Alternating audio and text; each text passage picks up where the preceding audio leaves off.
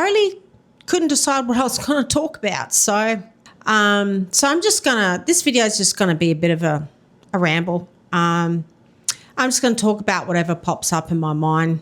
Firstly, what I have to talk about is that I am going to Bali in a couple of days for a 2-week holiday.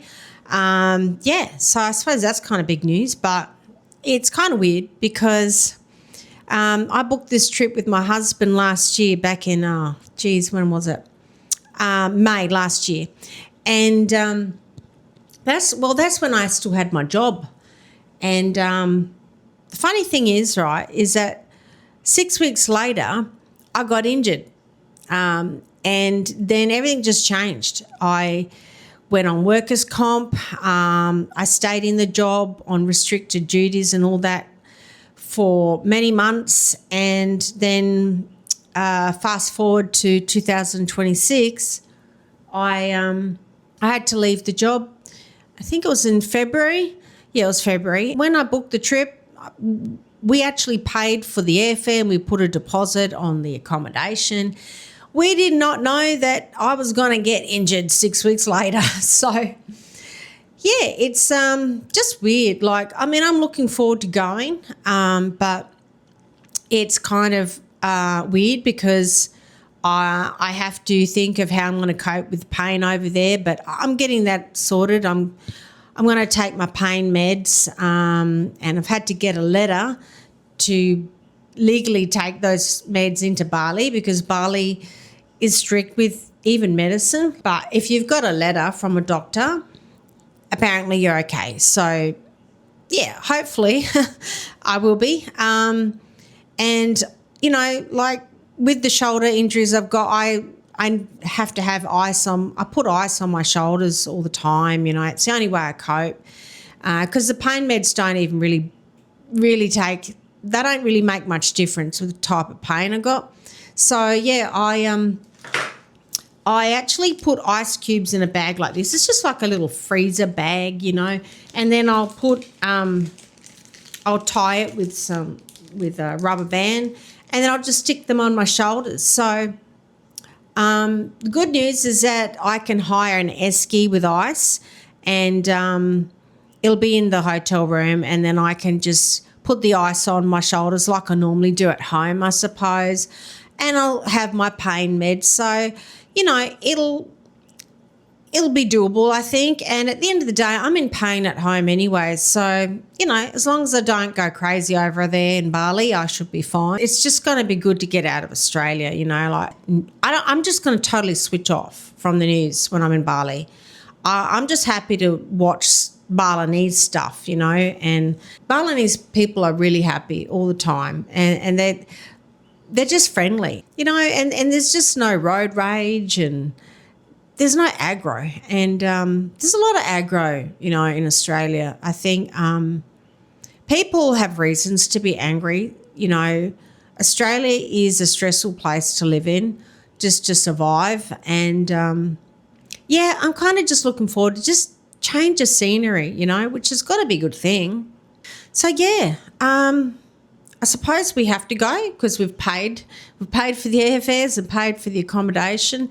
So, yeah, I'm just going to make the most out of the trip, you know, because when I come back, I'll be getting surgery on the left shoulder, and, you know, that's going to be a hard, you know, process to go through because I'll have to have this shoulder in a sling for 6 or 8 weeks, you know, and, you know, it's got to be more pain, which, you know, no one wants more pain, right? But, yeah, that's what I got to do to try to get this shoulder fixed. You know, it's just weird going on this holiday in a couple of days, being unemployed now with injuries and chronic pain, and it wasn't meant to be like this. I was meant to still have my job, and yeah, it's weird, but it is what it is. It's just a reminder that things can change in your life at any moment, right? Like 1 minute you're doing your thing and everything's going good, and then the next something crappy happens, you know. And I think a lot of us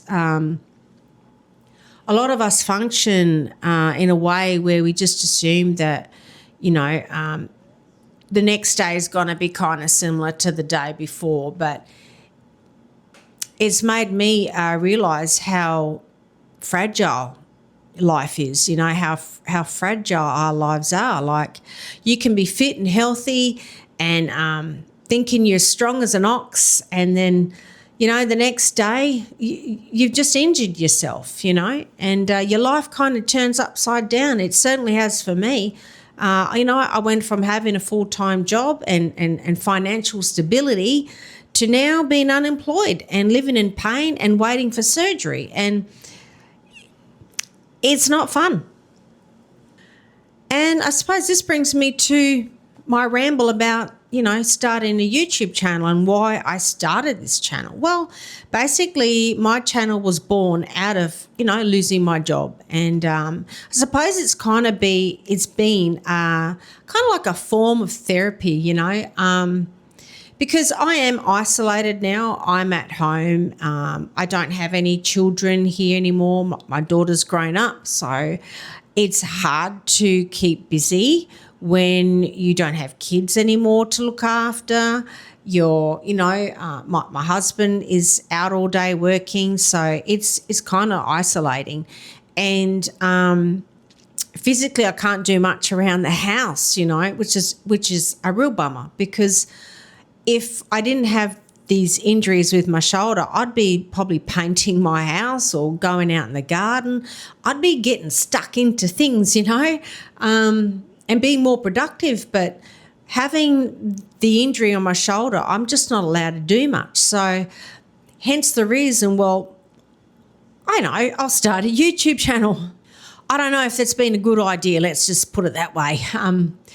But I really appreciate the people that do watch my videos, and the people who do, who you are. I just want to say thank you so much for even discovering me and wanting to watch me ramble.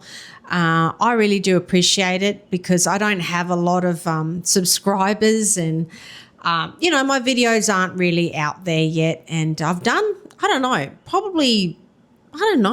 maybe 50, I'm not sure, videos. And some people actually only make maybe 3 or 4 videos, and they get thousands of views and thousands of subscribers. So I do these videos because I feel like I've got something to share, and it makes me feel like I'm doing something productive. And sometimes I think I hope that it doesn't make other people feel so lonely, especially when I talk about my job loss and the injuries and living with chronic pain and all that sucky stuff. I think, I can't be the only person out in the world in a situation like this, and I just think if my videos help someone going through something similar, then I've done something productive. I think we all want to have a meaning and a reason to get out of bed, if that makes any sense. And that's why I do these videos. Anyway, as for YouTube, if you're thinking of starting your own YouTube channel, I say go for it. It's not something you do to make money from, though. I mean, some people are lucky enough. I never started it thinking I would do it for another income, because I just know that YouTube is extremely hard to make money from, and in fact, I think it's getting harder. And they now want you to you need, I think, 8,000 watch hours now, instead of 4,000 watch hours. And that's double, and even to get 4,000 watch hours on your videos is hard, let alone 8,000. So if you start YouTube, I think you got to do it because you want to, you love it, you enjoy doing it. I know that I will have to find another job one day, a job that isn't going to destroy my shoulders again. YouTube is not making me any money, and I don't think it ever will, to be honest. That would be a dream if it did. But I do this because it's therapy for me, and it feels like maybe what I say is potentially helping someone in some way. Like I said, I really didn't have anything proper or anything. I didn't really know what I was going to talk about today.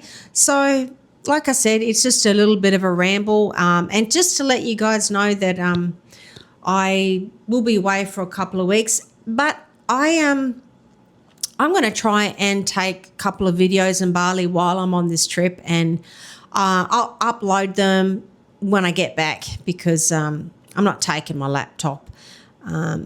I'm just going to take my phone, my tripod, my microphone. Thanks for watching, and thanks so much for keeping me company again. I'll see you in the next one. Bye.